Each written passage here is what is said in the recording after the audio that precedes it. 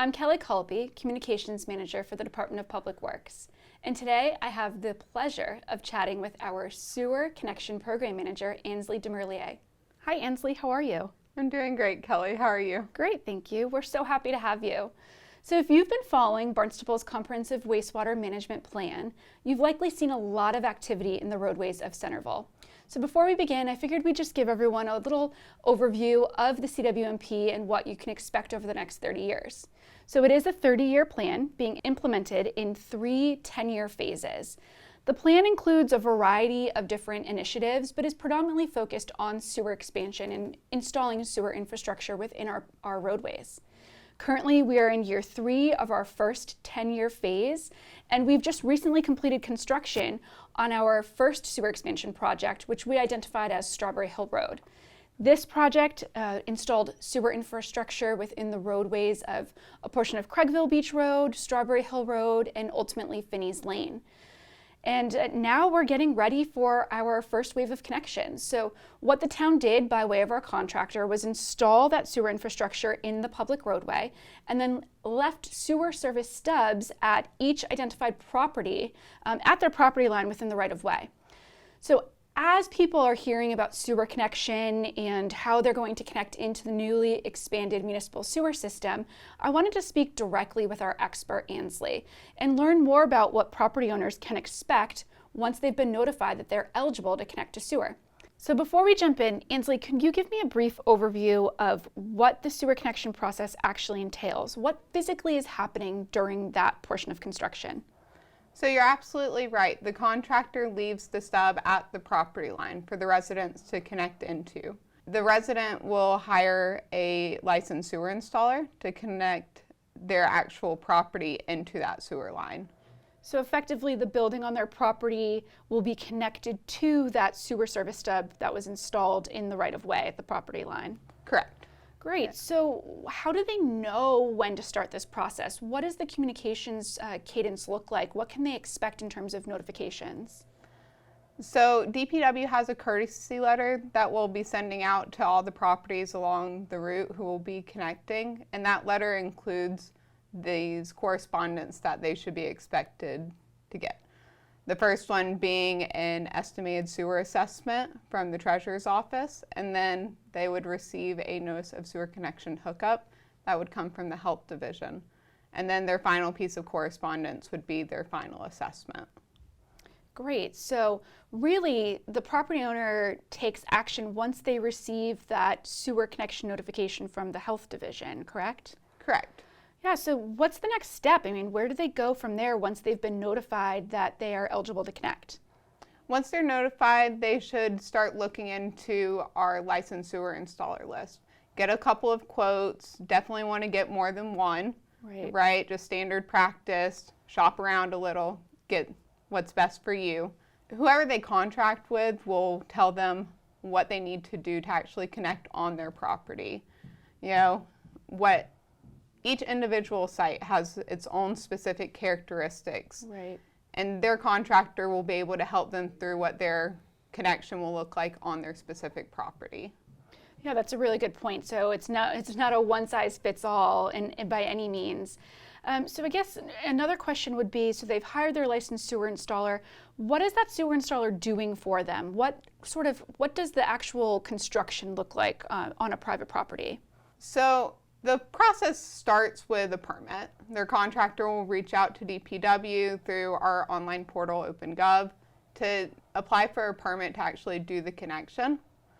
At that point, the contractor will be approved to do the work on site. DPW would have an inspector out there, and their contractor could commence the work. And that would include excavating on their property, installing any pipe, any cleanouts, any pumps, whatever their contractor ultimately decides they need to be able to flow into the system at the property line. That's great. So from what I'm hearing, I mean, really this licensed sewer installer is doing all the heavy lifting for the property owner. I mean, they're helping design and inform the connection process. They're applying for the permits, and they're really managing that on-site construction on the private property. You did mention a DPW inspector. What does their role look like as part of this process? So the inspector will be on site to not only make sure the infrastructure is being installed per the town specifications and that it's going into the town infrastructure correctly, Right. but also to generate a tie card, which all it is measurements to permanent features in the area that allow, once the pipe is covered up, for us to find it in the future. All of that would be stored in town record for that property. If it changes hands, if they need to do any renovations, they would be able to access that to know where the line is actually left. That's great to know. So that DPW inspector is, as you mentioned, ensuring, or at least, taking inspectional notes to make sure that the connection is, ultimately going into the town infrastructure correctly according to our town specifications, sewer specifications, and then generating that tie card. And then that tie card, that information being retained in town records, does it go anywhere else? Does it sort of signal another part of the process? Yes, so we keep that in town records, but we also share it with other departments in town, including water pollution control, which kind of symbolizes that your property has connected and that they can activate your account. And then it also gets shared with the health division so that you can be taken off of their list, saying that this person has now complied. Yeah.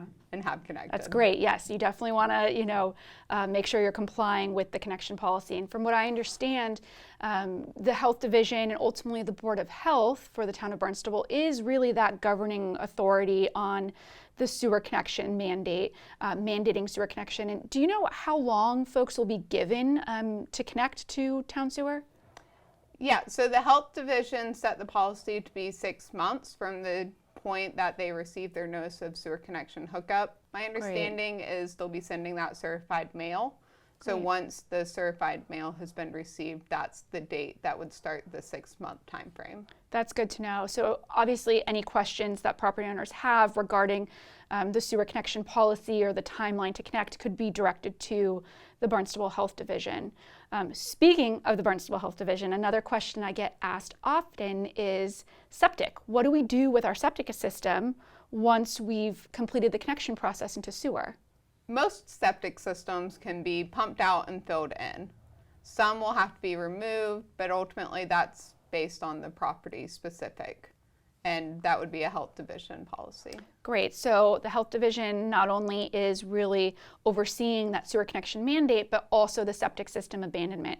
And from what I understand, there's other avenues folks can take, and it's all going to depend on their personal preference. But typically that licensed sewer installer who's completing your connection can also assist with that abandonment process, right?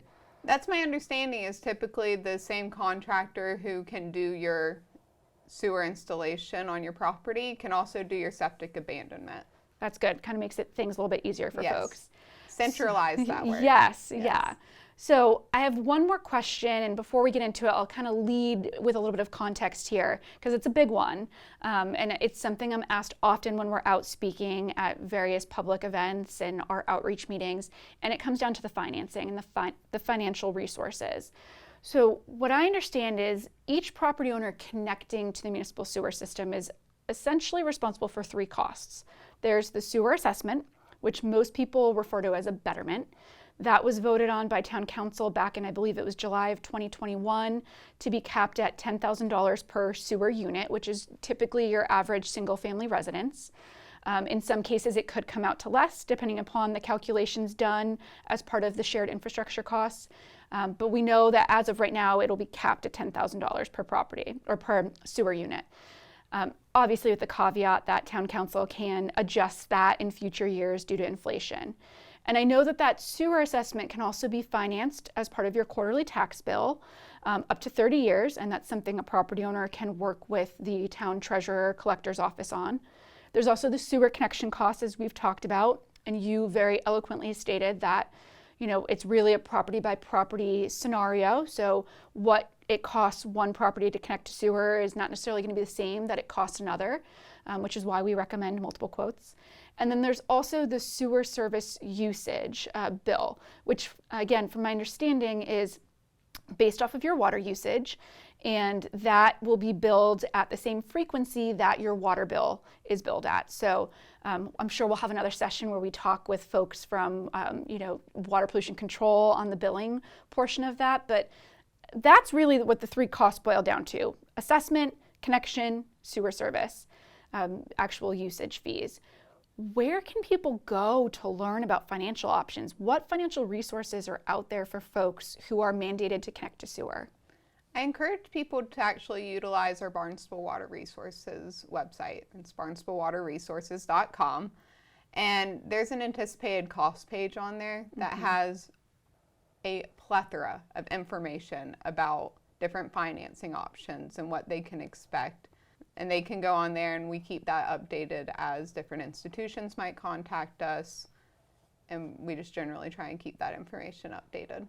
Yeah, I mean, you're exactly right. I know that the Barnstable County has the Cape Cod Aqua Fund, which is specifically, and correct me if I'm wrong, but is specifically really to help folks, not just with any septic issues they may have, but also for those folks who are mandated to connect to sewer.